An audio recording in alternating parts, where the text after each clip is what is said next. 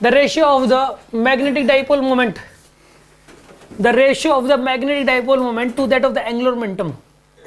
Magnetic dipole moment m है to the angular momentum of the electron of the mass m kg and charge e coulomb in the Bohr's orbit of the hydrogen atom।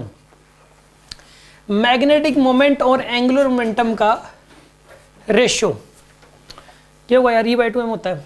ये result याद कर लो, ये option correct हो देखना, ये option ना। अब ये रिजल्ट भी याद कर लो, ठीक है ना, ये कई बार मेरे सामने आ चुका है। मैग्नेटिक मोमेंट और एंगुलर मोमेंटम का रेशियो E बाई 2m, ये आप रिजल्ट याद करो।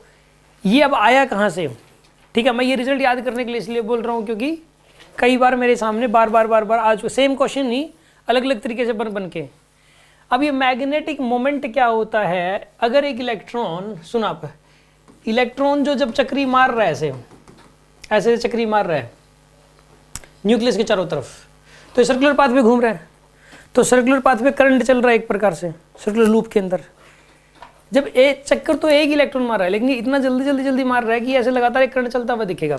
बेसिकली करंट क्या होता है, क्रॉस सेक्शन एरिया में से पर सेकंड चार्ज पास करता है, उसको बोलते हैं करंट।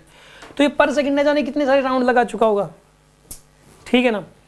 आपको मैं एक बात बताऊं, अगर आप कैलकुलेशन करोगे, मैंने एक बार करके देखी थी कैलकुलेशन, इलेक्ट्रॉन ने फर्स्ट शेल से दूसरी शेल में गया, इलेक्ट्रॉन फर्स्ट शेल से दूसरी शेल में, फिर वापस आएगा तो कितने टाइम के लिए रुकेगा वो, -8 सेकंड के लिए रुकेगा। उतने टाइम में कितने चक्कर लगाएगा, मैं ये आइडिया, ये बताओ आपको हिसाब से कितना चक्कर लगना चाहिए वैसे अंदाजा, क्या 12 चक्कर। और कोई 10⁻⁻8 सेकंड बहुत कम है, कम समय है। एक सेकंड का लगभग 10 करोड़वां हिस्सा है, 10 करोड़वां हिस्सा एक सेकंड का। उतने से हिस्से में कितने राउंड लगा लेगा वो, मुद्दा इस बात का है।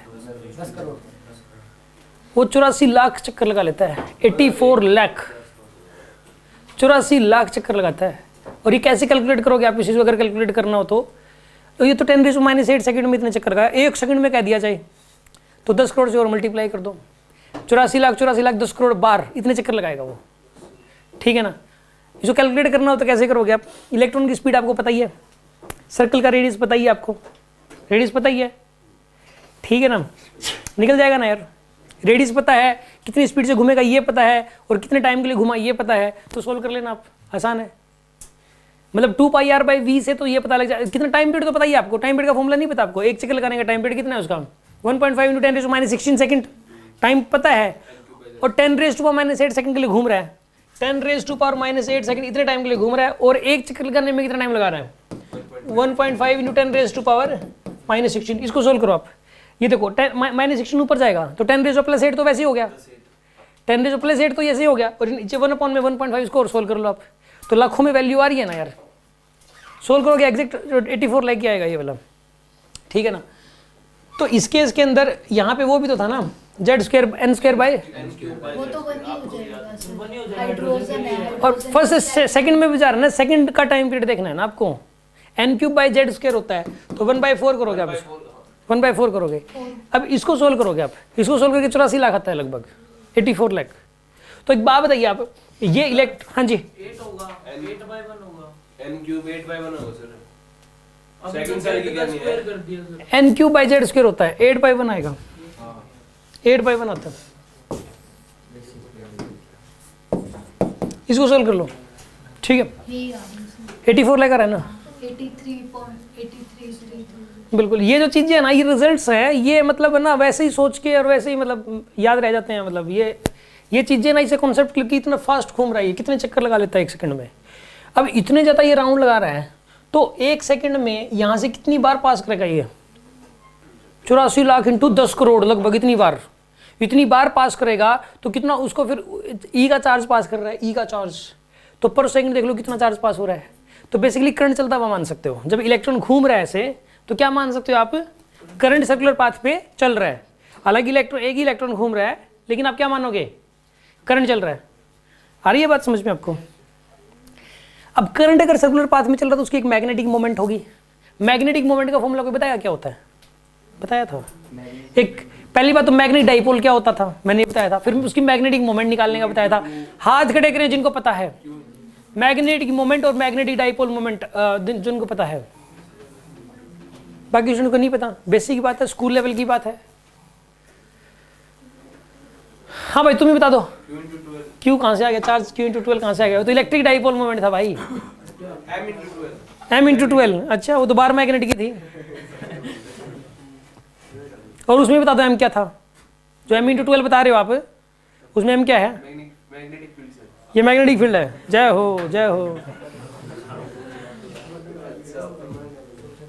ये तो फेल होने वाली काम है बोर्ड्स के अंदर। बोर्ड्स में ऐसे कुछ थोड़ा आएंगे, सेटअप ही आएंगे बोर्ड्स में भी। हाँ जी, जिनको पता है खड़े करना।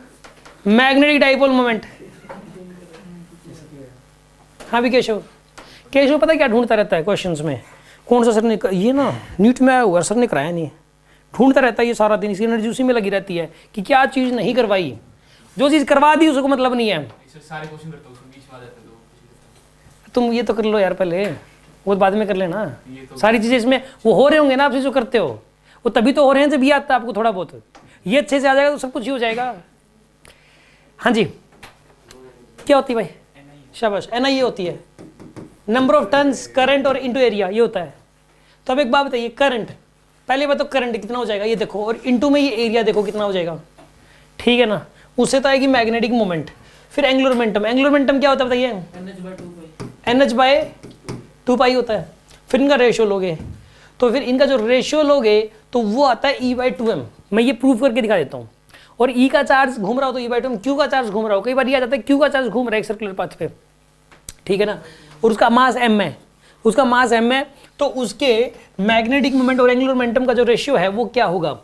ये रेशियो सर, इसका ये रेशियो इतना पॉपुलर क्यों है मैग्नेटिक मोमेंट और एंगुलर मोमेंटम? क्योंकि ना इसमें देखो स्पीड पे डिपेंडेंस नहीं है, कितने रेडियस पे घूम रहा है इस बात पे डिपेंडेंस नहीं है, चार्ज और मास पे डिपेंडेंस है बस, ठीक है ना। ये जो रेशियो है m और l का, ये सिर्फ चार्ज और मास पे डिपेंड कर रहा है बस। ये हालांकि देखो इसके अंदर कितना चार्ज घूम रहा है, चार्ज की वैल्यू पे तो डिपेंडेंस है, कितनी स्पीड से घूम रहा है, कितने रेडियस पे घूम रहा है, और उसका टाइम पीरियड क्या है, ये इन सब चीज़ों पे डिपेंडेंस ही नहीं है। सबसे बड़ी बात ये है, इसलिए ये m/l पॉपुलर हो रखा है। Angular moment, magnetic moment and angular momentum का रेशियो। ये कैसे आया सुनो, प्रूव कर लेते हैं हम इसको, ठीक है। एक बार इसका प्रूव कर लेते हैं, फिर आप ये रिजल्ट याद भी कर लेना आप, ठीक है। देखिए आप, मैग्नेटिक मोमेंट ये होता है NIA। I कितना हो जाएगा? I हो जाएगा भाई इसका करंट है। एक काम करो, करंट क्या होता है? Charge by time. चार्ज कितना घूम रहा है E का, और कितना टाइम लगा रहा है वो? टाइम पीरियड का फॉर्मूला लगाता हूं, 1.5 into 10 raise to power -16 into n³ by Z square. Z तो हाइड्रोजन है, और कौन सी जेल में घूम रहा है ये? नहीं गिवन ना, n³ भी लिख दो इसको, क्योंकि n पता नहीं ना। 1 मान ले दो सर, 1 मान लो, बाद में कैंसिल होएगा ये। वैसे ये जो ना ये n कैंसिल होएगा बाद में, इसलिए नहीं मान रहा मैं। और एरिया कितना हो जाएगा इसका बताइए? Area πr²। पाई रेडियस क्या होता है? रेडियस 0.53 एंगस्ट्रॉम का मतलब है 10 रेज़ टू पावर -10 करोगे आप मीटर में कन्वर्ट करने के लिए। n² बाय ये n की power 4 bye n² bye z होता है ना, लेकिन πr² करोगे आप इसका, तो सर 0.53 का भी तो स्क्वायर होगा, हाँ सही कह रहे हो, और 10 का भी स्क्वायर होगा। n² बाय z को रहने देते हैं, 1 था इसलिए πr², ये आ जाएगा। ये करंट हो गया जी, ये एरिया हो गया। नंबर ऑफ टर्न्स क्या है इसमें? 1 है। Number of turns number of turns वैसे इसके अंदर क्या लोगे आप? ठीक है, यही रहेगा। करंट लिख दिया ना, चार्ज बाय टाइम, ठीक है। नंबर ऑफ टर्न्स तो एक ही रहेगा इसके अंदर। I इंटू A कर दोगे आप, ये तो आएगा मैग्नेटिक मोमेंट। अब सुन लो, जो मैग्नेटिक मोमेंट इसमें आ गया, देखो भाई मैग्नेटिक मोमेंट आएगा इसमें E/1.5 into 10 raise to power -16 n³ इंटू pi into 0.53 into 10 raise to power -10 into n² की पावर 4। एंगुलर मोमेंटम क्या होता है बताइए? नंबर ऑफ टर्न्स, ठीक है। ये एंगुलर मोमेंटम क्या है? NH/2 m बाई एल करना है अब आपको। अब जब दिस अपॉन दिस करोगे तो आप देखो n तो सारे कैंसिल हो जा रहे हैं, ये ऊपर n की पावर 4 है ना, और ये नीचे आएगा, ये एक नीचे ये भी बन जाएगा ये वाला, n तो कैंसिल हो n खत्म हो जाएगा ना, यानी n पे डिपेंडेंस नहीं है। हाँ जी, सर आप वाले में मार्क्स तो नहीं है।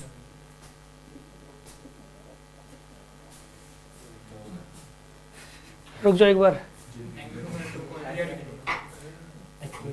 ये मैग्नेटिक मोमेंट तो नहीं है कहीं,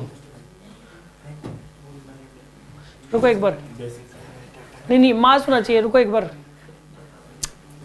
ये एम क्या, ये क्या था, मैग्नेटिक मोमेंट होता है। मैग्नेटिक मोमेंट क्या होता है, करंट इनटू एरिया, तो इसमें मैग्नेटिक मोमेंट में मास की तो कोई जरूरत नहीं है मैग्नेटिक मोमेंट निकालते वक्त। एंगुलर मोमेंटम क्या होता है, NH बाय 2 पाई होता है, NH एक MVR भी तो होता है एंगुलर मोमेंटम। एंगुलर मोमेंटम क्या होता है एक और, MVR। एक बार ये वाला फॉर्मूला यूज करो आप, सर इसमें फिर सर n पे डिपेंडेंट है, फिर आ जाएगा सर। लेट बाय n आएगा, n तो फिर n रह जाएगा ये। नहीं रहेगा क्योंकि V और R में भी तो n है, V और R में नहीं है, n स्क्वायर बाय z होता है r में, V और R में भी n है। z बाय n हो जाएगा सर।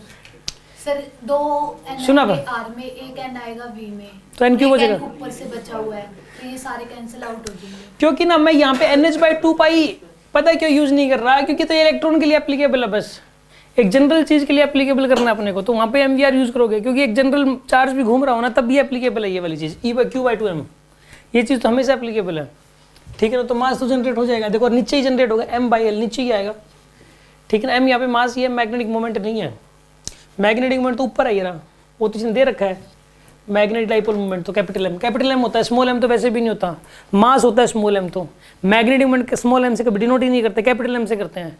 तो यहाँ पे देखो अब आप इसको सोल्व करोगे ना, सोल्व करके ये बन जाता है यार, ठीक है ना।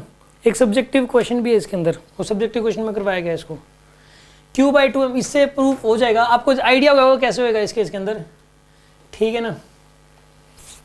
इसको मैं एक जनरल तरीके से भी प्रूफ कर सकता हूँ, एक जनरल वे के अंदर, इसका एक जनरल प्रूफ था उसके अंदर कि ये Q का चार्ज घूम रहा है। एक बार कोशिश कर लेते हैं 1 मिनट में, ये इलेक्ट्रॉन के लिए नहीं कर रहा मैं, एक जनरल केस में कर रहा हूँ मैं इसको सोल्व अभी, ठीक है।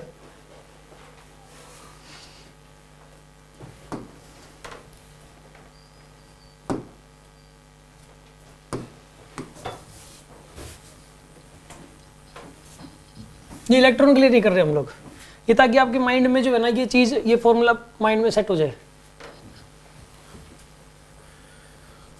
देखो मान लेते हैं एक चार्ज पार्टिकल घूम रहा है जी, v की स्पीड से घूम रहा है, रेडियस कितना है इसका, r है। क्वेश्चन ये है, एक चार्ज पार्टिकल v की स्पीड से घूम रहा है, रेडियस r है, ठीक। इससे करना आसान हो जाएगा। अब इसका पहले तो ये लिखो आप, करंट लिखो कितना हो जाएगा, current charge by time, q का गया t टाइम में गया, तो q बाई में 2 पाई r बाई v हो जाएगा, ये 2 pi r divide by v, तो v ऊपर चला गया, ये तो आ गया करंट। अब मैग्नेटिक मोमेंट होता है I इंटू ए, तो Q V divided by 2 pi r, और एरिया को लिख दोगे पाई r स्क्वायर, ये आपके पास मैग्नेटिक मोमेंट आ गया जी, ठीक है, आ गया मैग्नेटिक मोमेंट। इसी फॉर्मेट में लिख लो, इसको थोड़ा और सिंप्लीफाई कर लो आप, पाई से पाई कैंसिल, कितना आएगा यहाँ पे, क्यू वी बाय में क्यू वी आर बाय, ये होता है, यही होता है, क्यू वी आर बाय 2 ही होता है। वैसे कई बार ये भी पूछ लेता है, एक चार्ज पार्टिकल सर्कुलर पाथ पे घूम रहा है, उसका मैग्नेटिक मोमेंट क्या हो जाएगा, क्यू वी आर बाय 2 हो जाएगा। एक इलेक्ट्रॉन घूम रहा है तो ई वी आर बाई 2 हो जाएगा, ये तो है, ये बार बार आया हुआ है ये चीज़ भी, ठीक है ना, ये भी एक रिजल्ट ही है, क्यू वी आर बाई 2। अब सुनो, अब क्या लिखना है अपने को बताइए आप, एंगुलर मोमेंटम, एंगुलर मोमेंटम क्या होता है, MVR होता है। अब एक काम करो, m बाय एल करोगे आप, m कितना है यहाँ पे, क्यू वी आर बाई 2, और नीचे क्या करोगे आप यहाँ पे, MVR, Q V R by 2 into में 1 अपॉन में MVR, VR से VR गया तो कितना आ गया, ये Q/2m हो गया प्रूफ। ये जनरल केस में प्रूफ हो गया, इलेक्ट्रॉन ले लो बस इसकी जगह, हम तो उन फॉर्मूलों के चक्कर में वैसे ही पड़ गए, एक जनरल केस में प्रूफ हो गया चीज़। तो इलेक्ट्रॉन के लिए तो एप्लीकेबल, एक चार्ज पार्टिकल सर्कुलर पाथ में घूम रहा हो ऐसे ऐसे ऐसे ऐसे, चाहे वो इलेक्ट्रॉन हो चाहे कोई भी केस हो, उस केस में उसकी मैग्नेटिक मोमेंट और एंगुलर मोमेंटम का रेशियो हमेशा ही Q/2m के बराबर होता है, Q बाई 2m के बराबर होता है। Q चार्ज है, M मास है। किसी वेलोसिटी रेडियस पे ना तो वेलोसिटी पे डिपेंडेंस है ना ही रेडियस पे डिपेंडेंस है। आगे होगी बात समझ में आपको? ये रिजल्ट माइंड में सेट हो गया आपके?